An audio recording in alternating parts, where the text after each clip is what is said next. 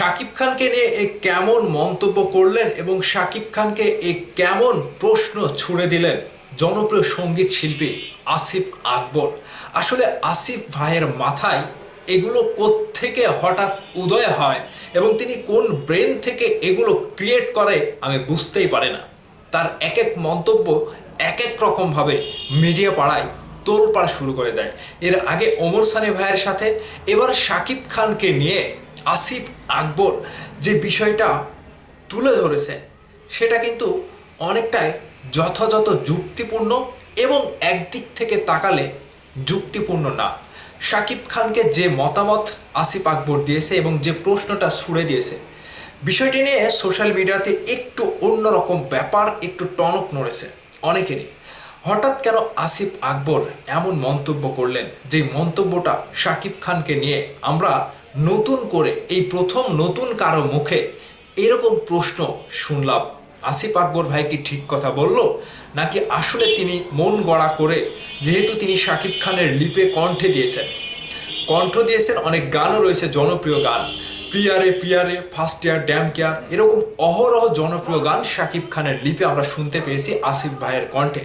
তিনি যেটা বলছে যে শাকিব খানের কণ্ঠ মেয়েলি হয়ে যায়, মেয়ের মতো হয়ে যায় শাকিব খানের কণ্ঠ।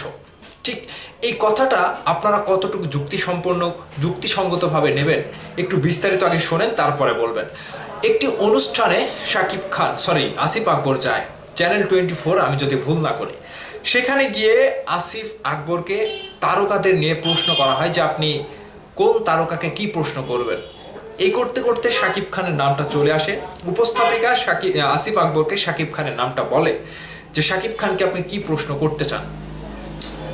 আসিফ আকবর যে প্রশ্নটা শাকিব খানকে করেছে সেটা একটু শুনেন।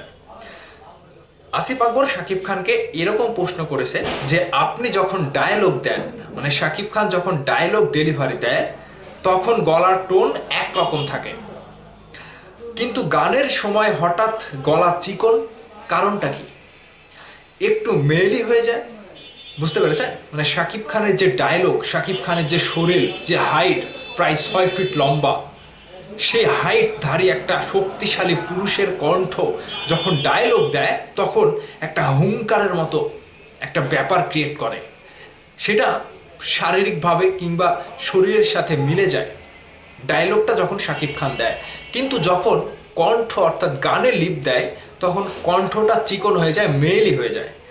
যেখানে অ্যান্ডো কিশোর, মিলু, সৈয়দ আব্দুল হাদি এমন কিংবদন্তিরা কণ্ঠ দিয়েছেন, সেখানে এখন যাদের সঙ্গে আপনি ঠোঁট মেলাচ্ছেন সেই টোনটা আপনার সঙ্গে ঠিক যাচ্ছে না। আপনি এটা কিভাবে এনজয় করছেন?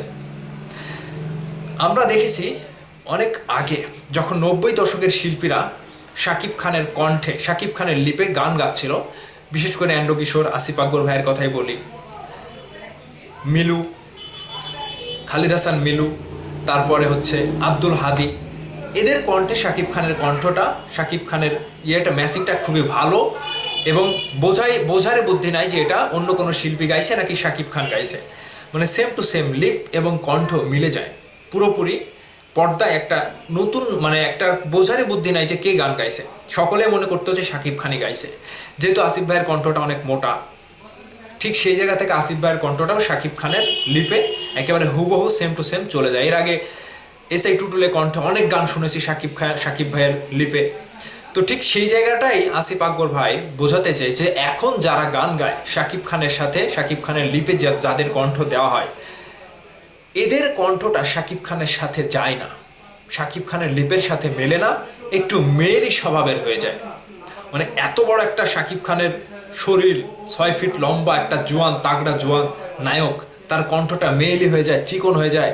এই বিষয়টা শাকিব খান কিভাবে এনজয় করে, এটা কিন্তু একটা ভালো প্রশ্ন এবং একটা ভালো দিক আসিফ আকবর ভাই এই প্রথমবার তুলে ধরলেন।